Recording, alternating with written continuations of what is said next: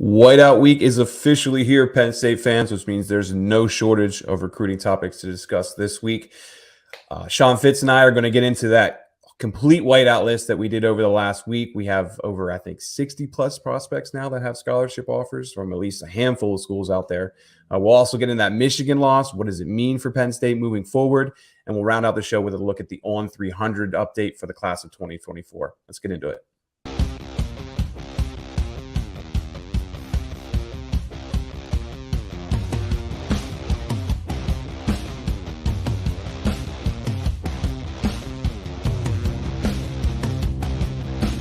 Whiteout week officially here.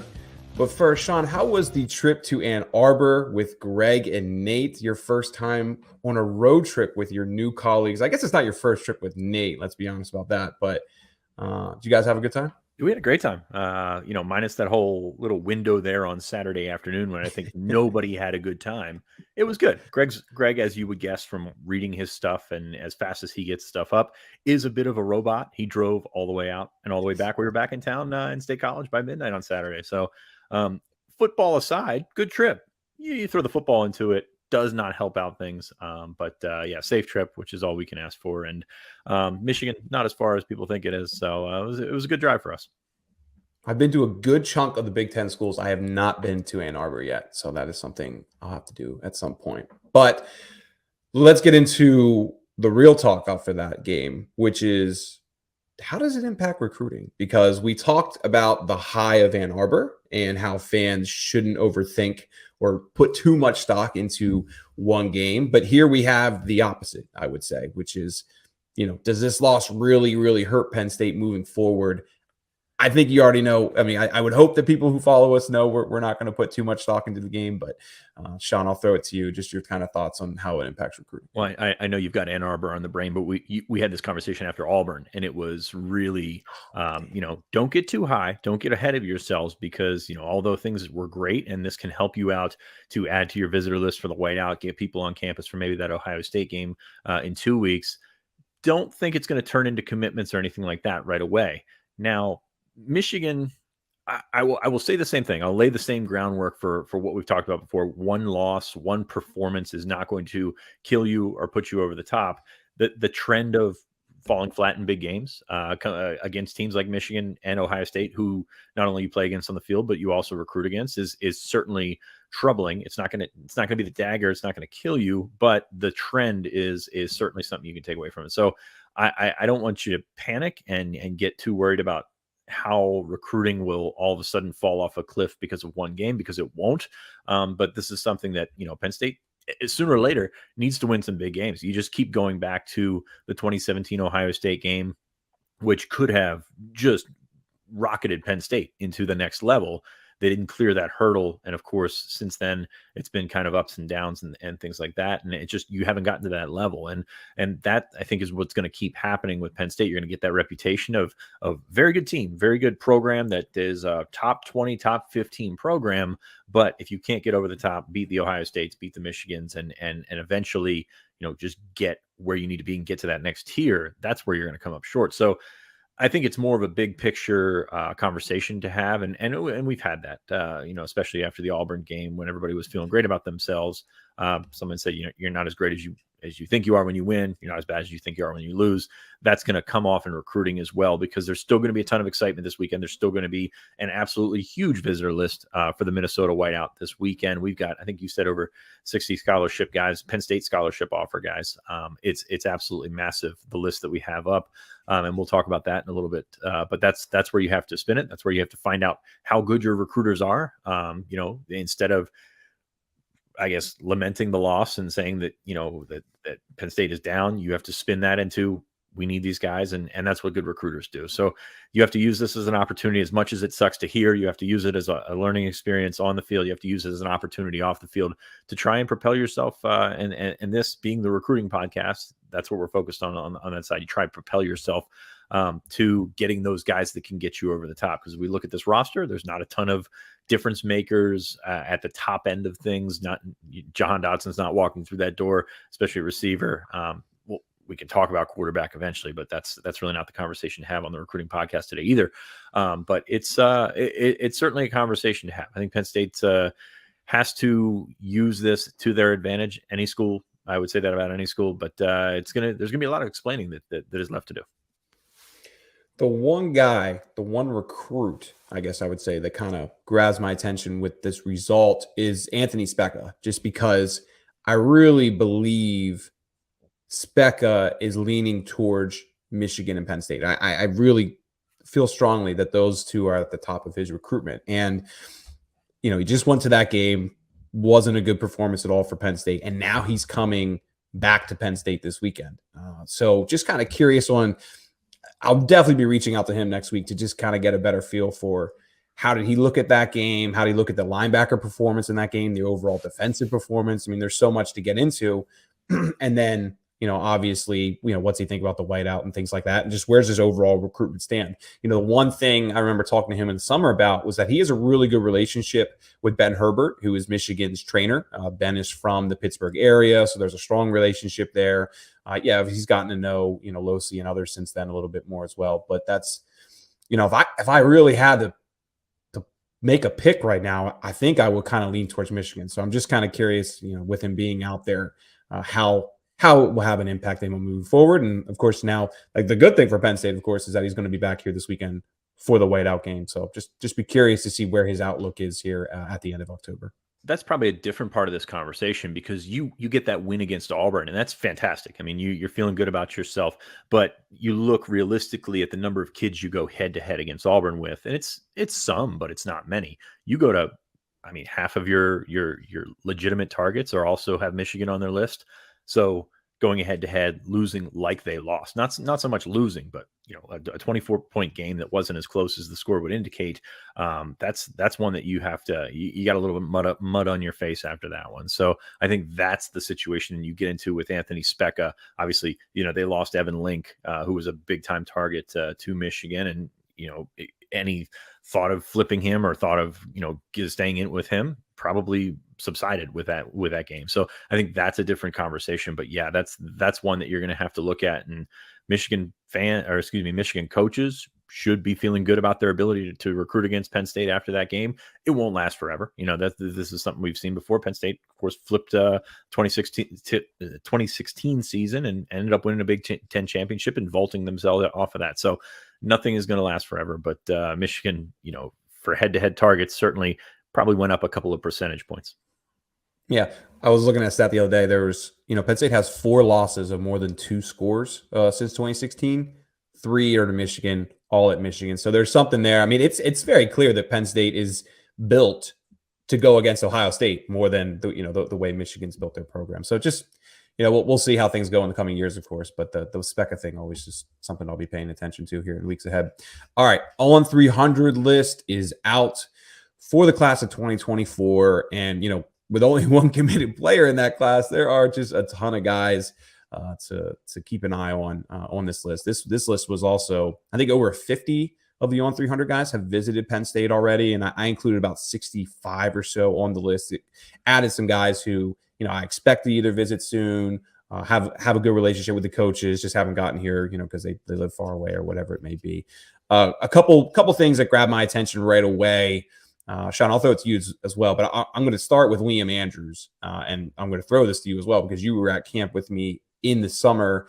Liam jumps from 82 to 42 in the nation. He's one of the top interior line prospects in the country, which shouldn't surprise anybody. I think this is someone that Sean and I know, just recently since we've been working together, but really for the longest time, we've been talking about Liam Andrews for months now. It feels like, he is going to be, I think he's easily Penn State's top interior line prospect, and I think he should be one of their top overall offensive line prospects in the entire 2024 class. Overall targets. Just forget skill players, offensive linemen. This kid came to camp and really carried with him a bit of a nastiness that, and that's kind of that's a different story. We're not going to talk about that today. But Liam Andrews was fantastic. He had an attitude about him, and he carried himself as a guy that was probably older than he is. And I think that that's something that you look at, and you look at a team that got manhandled up front. You need to add size, as James Franklin said over the weekend. I think they're on their way with that. I mean, you look at last class, you had a guy like Malik McNeil, a couple of those freshmen. Drew Shelton's a big kid. Vega Ioni's massive, absolutely massive. You move on to this year, you've got Birchmeyer, Javen Williams, and Anthony Donka, very big kids as well. And then Cooper Cousins, 6'5.5". All these guys are 6'5 plus, which hopefully they can, eventually develop, obviously, but hopefully they can continue to get that line a little bit taller, a little bit longer, and those things that you're looking for, and a little bit more dominant, which obviously Penn State fans are looking for. But yeah, Liam Andrews he's a dog, man. He's fun to watch, and I think Penn State has done a nice job of getting, sort of setting the table. I know Ohio State's there, Michigan's there, Notre Dame's there as well. I think I may have said Notre Dame instead of Michigan. But there's a lot to like about Liam Andrews, and you look through that list. Gerby Lambert up there in New England as well, very good relationship with Penn State. And just after this weekend, that's what Penn State fans are gonna be looking for. They're gonna gloss over the receivers, gloss over the defensive backs, and look to the beef. And those are two guys that are not quite in your wheelhouse because it's New England, it's not Pennsylvania, it's not the Mid-Atlantic, but it's a spot where Penn State should compete. Yeah, if we're going to talk about big guys, there's another big move for the on 300, and that's Kevin Haywood. And a couple weeks ago, but before this update, Kevin Haywood wasn't even ranked by on 3, and of course they've been watching him for a while. They knew that there was going to be a ranking on him, but he jumps all the way to 184 in the nation. So not just like a high 3-star or anything like that. He is firmly in the on 300 and considered a 4-star prospect, and really on the way up. And I had a talk with Charles Power just last night about just kind of what he saw from Kevin Haywood, and it's really just his athleticism and his movement overall for 6'7", 280. Really impressive. Charles was saying that he wouldn't be surprised from watching the film if some smaller schools had interest in him as a defensive lineman, just because of how well he moves and how much that defensive line film kind of played a role in this overall rating. So of course, Sean and I have picks in for Kevin Haywood to end up at Penn State. We feel pretty good about that, and maybe who knows, it could happen before the end of the year. So somebody to keep an eye on. I'm going to just run through a couple other guys real quick, Sean, that I think ratings wise need to be pointed out. Quentin Martin, previously number 19 in the country, is looking like a 5-star player. He drops to number 74 overall. And from talking to Charles, the big thing is just what position is Quentin Martin going to play? And this is something we've consistently talked about. Penn State likes him primarily as a running back from what we've gathered so far. But, with his size, could he be a safety? Could he be a linebacker? We'll see. I mean, for the most part, Sean, would you agree running back with him for Penn State? I'm confused. For Penn State, definitely. I mean, okay. I'd love to see him in linebacker. You'd love to see him play outside linebacker, use that athleticism there. But I undervalue running backs so much, because I look at the draft and the NFL draft and things like that, and you wonder, how can this guy help you the most? And are your running backs interchangeable? We've seen that's not exactly the case. But yeah, I think so. I think I just look at him and say, is he an elite top tier running back? I mean, we've seen 5-star running backs that come in right there and go, and they're different. Is Quentin Martin that much different than a running back that's in the top 200, something like that? So I think what's going on here with these recruitments, I think there's a lot of self-correction going on early. I mean, these kids are still midway through their junior year, if that, and there's a lot to come back on. You're seeing a lot of guys that popped up early with really good rankings that were 6'1" when they were ranked, and now they're 6'1", and they haven't grown and things like that. So we do rank kids too early. I mean, let's be honest with you. I know our 25 rankings are out already, and some guys just I don't want to say fall off, but self-correct is a good way to put it, and probably find themselves nested into a more realistic slot in those rankings. Yeah, and that's what Charles was saying. He was like, look, this kid is a phenomenal football player. I mean, he was rated number 19 because he is a phenomenal high school football player. But the more we watch him, just the ambiguity of where he's going to play long term just kind of has us confused at the moment. So he made it very clear that Quentin Martin could shoot back up But we got to figure out what position he's going to play. So that'll be something to keep an eye on. A couple other guys that just kind of stood out to me when I go through this list. Gabriel Williams from St. Vincent Palani, someone we haven't talked about a ton because of all the other linebackers out there, Aaron Childs, Chris Jones, Anthony Speca, so many others. But Williams starts from 237 to 82 overall. I didn't know he ran a 4.75, I believe it was, laser time 40. Something to keep an eye on there. I'll be curious to see just kind of where Penn State looks at him moving forward. But that was something that Charles said. He was a legit from a camp. This was from, I think, the Under Armour camp. 6'4", 200, ran a 4.75 laser 40. So something to keep an eye on there with Gabriel Williams. I still think those other guys are ahead of him, but that was a massive jump there.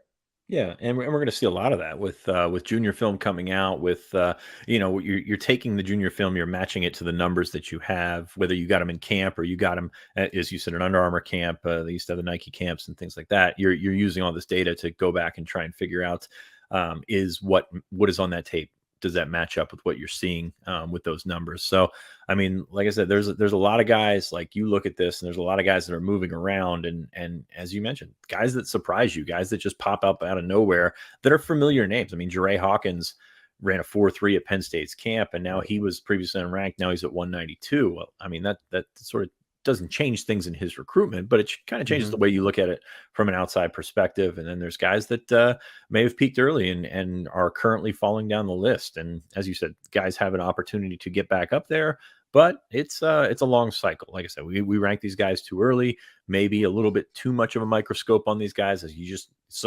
ideally you'd like to sit back and watch them develop. But you've got some guys that are moving up, some guys are moving down.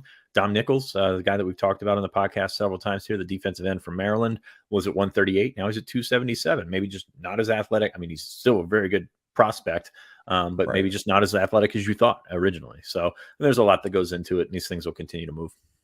Yeah, I'll just run through a couple other guys before we switch the White Out list, and I'll keep this to really Charles' thoughts. I mean, the Dominic Nichols thing was they're seeing really good rush defense from him, but he's just not technically and coordinated enough, like, right now, to be an elite pass rusher. So that was kind of Charles' thought there. Jalen Harvey moved down a good bit. He's at 265, was previously 139. The size thing is what's throwing Charles off on that one. Speed off the edge, like, his burst is incredible. Yeah. So that's something to keep an eye on there. I mean, he was a little under 6'2", I believe was the measurement that Charles had on him. I believe from the summer is where it was. So something to keep an eye on. Just a couple other guys I want to mention too. Tyseer Denmark, Jaden Bradford. Both guys were top 50 prospects. Tyseer, of course, from Roman Catholic, ends up at 145, wide receiver. And then Jaden Bradford, quarterback at IMG Academy, he's down to 149 now. The thought process there from Charles is Tyseer's just kind of hasn't taken the next step yet, when there's a lot of bigger, faster guys who have taken the next step this junior year. Tyseer's film has been really good, just comparable though to sophomore year, where it hasn't kind of taken, to the next level. And then Jaden Bradford, I mean, he was saying just kind of, it's really hard to evaluate IMG quarterbacks because they're always blowouts. They're always running the ball for the most part. And you're just a ball distributor there more than like a playmaker, right? You're not asked to do, more with your legs and make those big time plays because you're blowing guys out. So Jaden drops down a little bit. The one thing he was saying too is just that the overall quarterback class, especially if we're comparing to 2023, just looks to be down quite a bit. And a lot of those guys that were top 100, they fell down into that 100 to 200, or at least I'd say 75 to 150 kind of range is a better way to put it. So, just Charles' thoughts on a couple of those guys. Jordan Lyle too is one other guy I wanted to mention. St. Thomas Aquinas running back, has visited Penn State twice, and as of at least I think the end of the summer, he hadn't visited any other school. He jumps from 259 to number 99, so he is in the top 100 now. So, a couple good guys there to mention. Running backs move all around. I think it's like one of the hardest things to do, especially when you're playing at Aquinas. You're playing against top competition. You're playing at IMG. You're playing against top competition. Then you've got Quentin Martin, who's playing against good competition in Pennsylvania. It's completely different. So, I think you're just looking at, for a guy like Tyseer Denmark, who was at 46, is now at 145. He's a fantastic player. Penn State would be happy to have him, I believe. But are you elite? I keep going back to Ohio State because they've recruited receivers so well. And that's one of the things. I think Ohio State was probably his top school, or might still be his top school. I'm not sure where he stands in that, but is he elite enough to play to be in one of those classes? I don't know. And that's always been the question that I've had about Denmark. But yeah, he's a terrific player. I think Penn State would be happy to have him, but then you're looking at the haves and the have-nots on a bigger picture. So we don't need to get into that one today. But yeah, there's a lot of quality there, a lot of quality on both sides of the offensive and defensive line. As I said, Penn State fans, especially going into the whiteout weekend, will be looking at those offensive and defensive linemen and offensive and defensive line rankings and classes, and who's still out there, and do you throw do you throw a Hail Mary to try and get a big kid into the class late and things like that? I would suggest tapping the brakes on that strategy for now, but it's a serious quandary for Penn State fans to figure out how they're going to get bigger, how they're going to get more athletic. And as you've said several times, Ryan, those kids don't grow on trees. No, they do not, on offensive or defensive line. And it's something Penn State's going to have to keep working on, but it's in my opinion one of the most important things here moving forward for them. But all right. Whiteout list, we saved it last for a reason. I was just counting while you were talking there, Sean. The players who are telling us they are coming for the whiteout as of right now and hold a Penn State scholarship offer is exactly 70.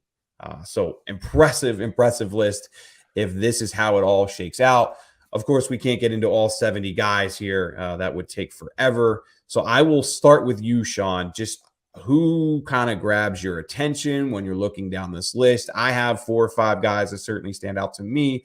I know you have a couple guys as well. You can start. What grabs your eyes? Yeah. First off, great list, especially 2024, 2025. That's where the juice is going to be. They'll slip some 2023 kids in there, guys they're looking at late, or guys that they'll potentially flip. But as we said last week, this is something that's going to happen probably towards the end of the week. We don't have a recruiting podcast at the end of the week, but there will be names added, and there's going to be names that don't make it. There's a lot of optimism in terms of traveling. I know Ryan's talked to some kids from California. Yeah, we want to be there. We want to check this out. We've heard all these great things. Well, did you buy a plane ticket yet? No, but we're still figuring that stuff out.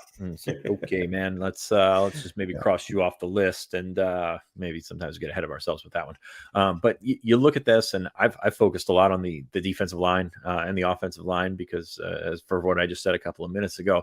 But Jalen Harvey, a guy that we talked about as a rankings dropper because of that size, 6'2", 235. He's got good length. This is a guy that I put in an RPM pick for last week on the site, and I think Penn State is in a good spot. Ohio State did just offer this week, as they typically do when they see that there's a guy that's maybe not ready to make a decision, but seems to be trending in one direction. Penn State loves this kid. I mean, he's from the same high school as Chop Robinson, similar profile, not as long, but his snap off the his snap off the edge, coming off the ball is elite. I mean, he's a really, really terrific edge player. And he's not 6'2", 205. He's not 6'2", 210. Not that there's anything wrong with those kids, but he can beef up and play the run as well. I know Penn State has looked for more length. They've looked for those 6'5" guys, but let's be honest, they've had a lot of success with guys that are 6'2", 6'3" and rushing the passer. Arnold Ebiketie, of course, Chop has done a really nice job so far. So Jalen Harvey is a kid that I put in a pick for last week. I really like him as a prospect, and I think Penn State has set themselves up well. He's been up for multiple visits. I think he was up for the Northwestern game or the Central Michigan game. It was a couple weeks ago. So getting him back on campus so soon continues that trend of we like where Penn State stands with Harvey. Yeah. Another defensive end that stands out to me, Brian Robinson from Ohio, Austintown Fitch. I got to watch him at Penn State 7-on-7 earlier this year. We've talked about Brian a lot. No Ohio State offer, which is just, it's intriguing to me. There's clearly something there that, I need to learn a little bit more, but he's clearly a top 200 guy. On3 has him at 178. The consensus has him at 121. We have him at 6'5", 230.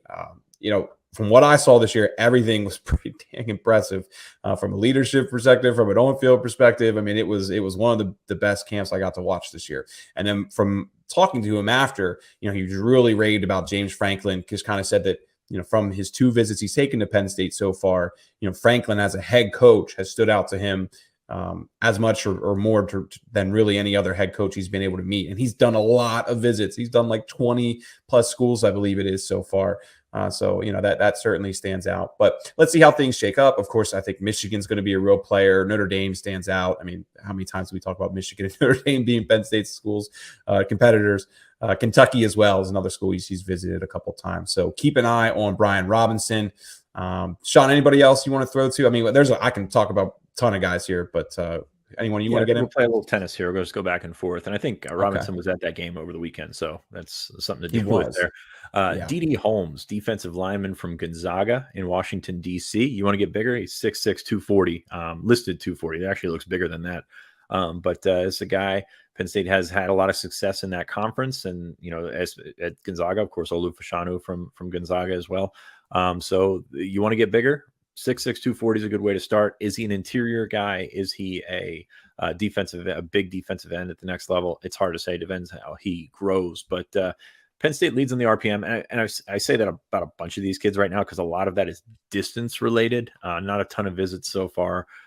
He has been to Penn State before, but getting him back on campus, D.D. Holmes, probably a guy in the region that we don't talk enough about. We've got him at 143 overall. Number 3 player in DC, also a 4-star consensus prospect as well. So D.D. Holmes is just a guy, when you're looking over that list, you probably scan past him, but a really good player from Gonzaga. Yeah, speaking of big players, Kevin Haywood would be one of my picks as well. We just talked about him for the On 300, jumps from unranked to 184 in the nation. He's number 91 is his overall grade now.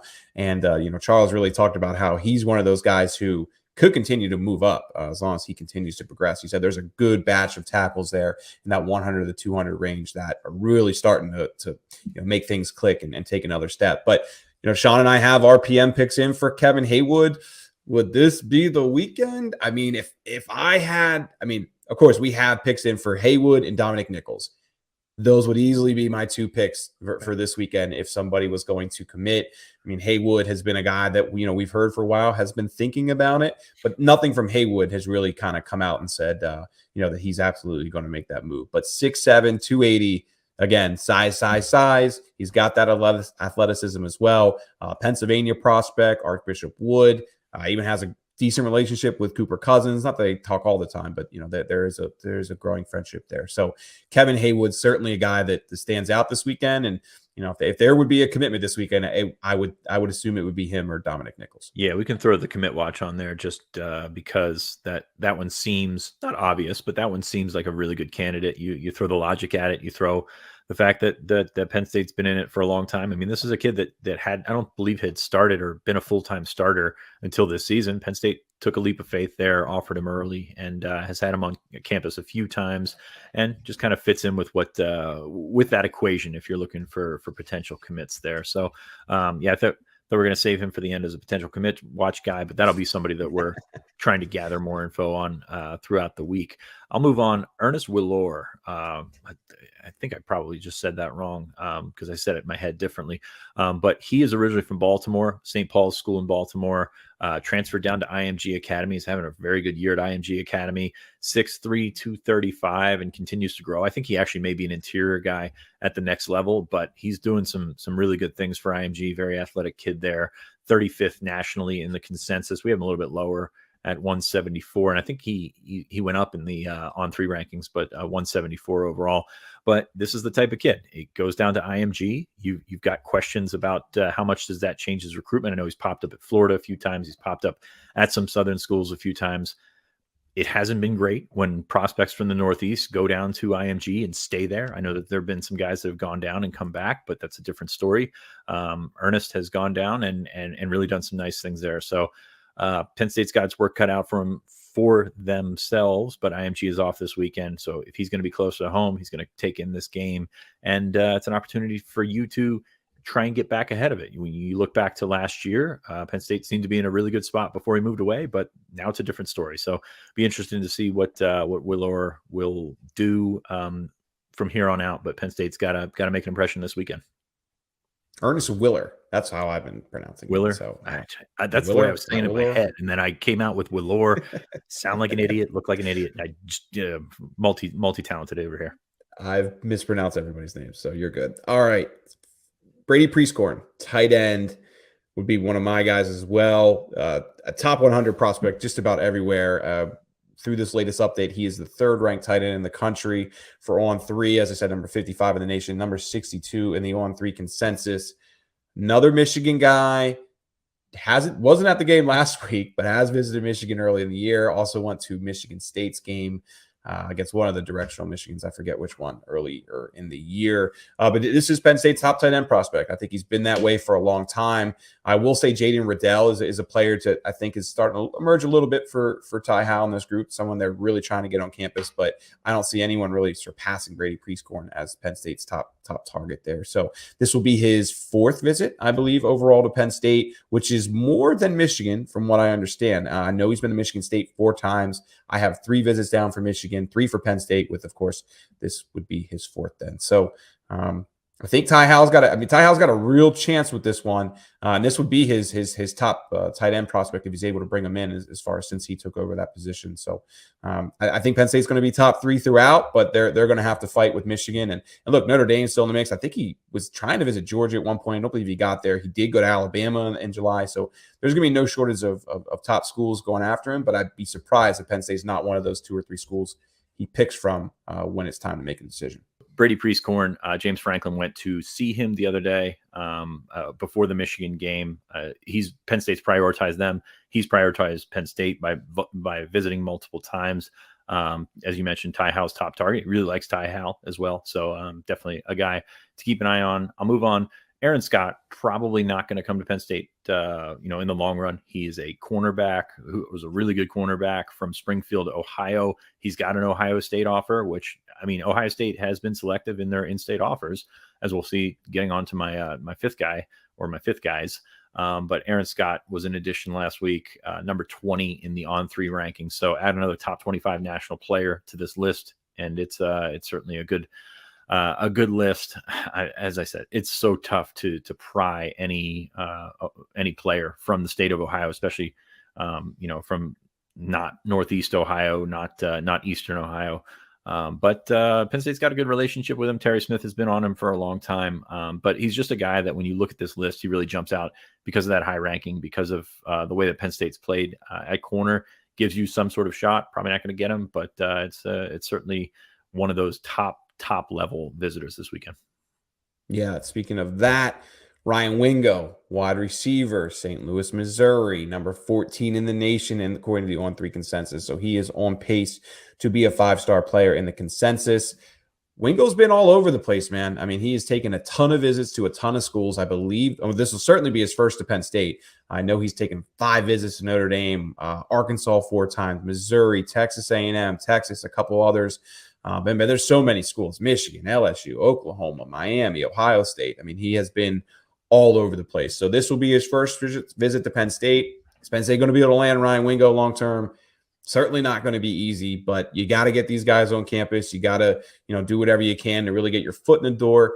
We know Taylor Stubblefield wants to see Ryan Wingo play during the bye week. He flew out there just to see Wingo, really. So, I kind of think that speaks for how important he is to Stubblefield and the staff. So this is Penn State's chance to make a first impression, make that top 10 and, hopefully for Stubblefield and them, get in the top 5, and who knows what will happen for there. But certainly won't be an easy pool. 6'2", 198, and one of the top overall receivers in the nation. Yeah, you want game changers at that position. They're going out to try and find them. By the way, Stubblefield was at in Michigan last week. Nick Marsh, who I think was probably his top target overall as a Michigan State commit, went to see him. So they're prioritizing some really, really good players. I'm a big fan of Nick Marsh. I think we have him in the 160s or something like that. I think he's possibly a top 50 player. He's really, really freaking good. But my 5th guy is an offensive line from Ohio State, or from Ohio. That's 4 guys. You got Deontay Armstrong, the twins that have been on campus a couple of times now. Penn State offered, I believe, in late July after watching both of them camp. Luke Hamilton, interior prospect from Avon, Ohio, and Ben Roebuck from Lakewood St. Edward. Actually, 3 of those guys are from St. Edward. But you want to get bigger. These guys are big. These guys are very, very big. And I don't think any of them have an Ohio State offer, which could change in any minute. Ohio State takes a little bit longer to evaluate some of these in-state offensive linemen. Then when they get the offer, they're gone essentially. But that's kind of how things have worked. But Can't offer them all, can't have them all. There are 4 guys from Ohio: Luke Hamilton, Devontae Armstrong, Deontay Armstrong, Ben Roebuck, that you just keep an eye on, because it's these kids grow up wanting to play in the Big Ten. They don't get that opportunity from Ohio State. I know it seems like hand-me-downs, but it's not really, because these are good prospects. Hamilton is a 4-star by the consensus. We've got Devontae Armstrong at number 300.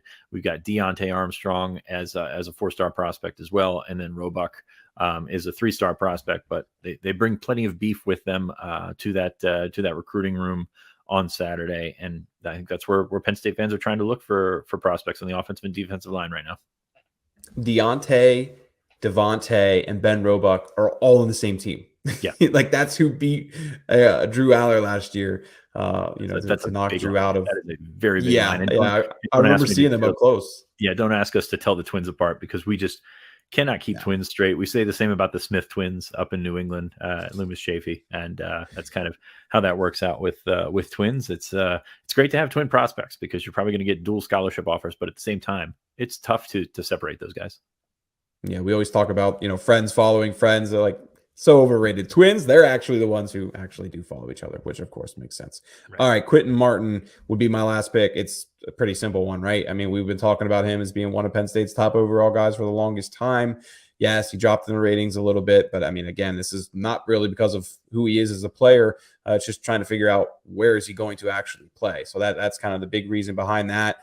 Penn State's been raving about him for the longest time. He's been to Penn State more than any other school. I mean, he's pretty much admitted that Penn State is, I don't want to say the favorite, because I don't think that's fair at this point in his recruitment, but absolutely right there. They're recruiting him as hard as anyone. He's talked about how maybe his best relationship is with Terry Smith over anyone. I mean, all the signs are there to say that Penn State is the early favorite with Quentin Martin, but I just, there's a long way to go here. So getting him back for, I believe this is his 6th or 7th visit out to Penn State overall. He's taken 3 to Pitt, but he hasn't been to Pitt since I think he took 1 visit. He went to the backyard brawl, but other than that, I mean, he hadn't really visited Pitt in a year. And all the other ones are like 1 visit to West Virginia, 1 to Michigan, 1 to Virginia Tech. I think he's been to maybe Ohio State or something like that too. So, a lot of positive signs there when you look at the visits. Of course, follow the visits, and usually tells you the story. So Penn State's got to keep chipping away there, and we'll see how it goes. Sean, anything else? I know I jumped the shark. I don't know what I'm looking for, but we were supposed to talk about commitment to the end. I screwed up and talked about it too early. You really did. You probably also didn't tell people to like the video and follow the page. Oh, I did it again, T. Frank. I'm sorry. So sorry. Very quickly, the Pennsylvania kids always are something to not keep an eye on, but people are more interested in the Pennsylvania kids than anyone else. You mentioned Haywood, you mentioned Martin, but Rico Scott is coming up. Speca is coming up, who you mentioned a little bit earlier. David Poly, a guy that we talked about a couple of weeks ago on the show, will be here. Zafir Stewart from Imatep. So you've got a ton of guys. Amelia Agard from St. Joe's Prep. Anthony Speca. I mean, there's going to be a lot of Pennsylvania flavor. I know people, follow the in-state guys maybe a little bit closer. So I think that's certainly something to keep an eye on. You continue to try and build from the home base out, and getting those prospects back on campus from Pennsylvania is not the biggest deal in the world, but it's certainly something that you need to do. Cam Lindsay too, Peter Gonzalez for Central Catholic.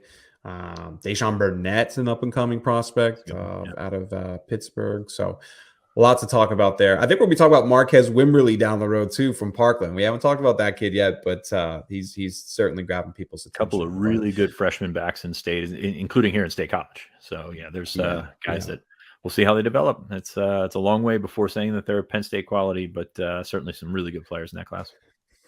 All right. Next podcast, Sean has to do the promotion reads, because I'm 1 for 5 now, I believe, in doing the promotion reads. I hope you guys like the video, and I do swear the $1 deal is actually ending like very, Friday. very soon. Yeah. So take advantage of it, guys. But all right, that's it for this week. T. Frank, take us out. Appreciate you guys, and we'll have a ton to talk about next Tuesday.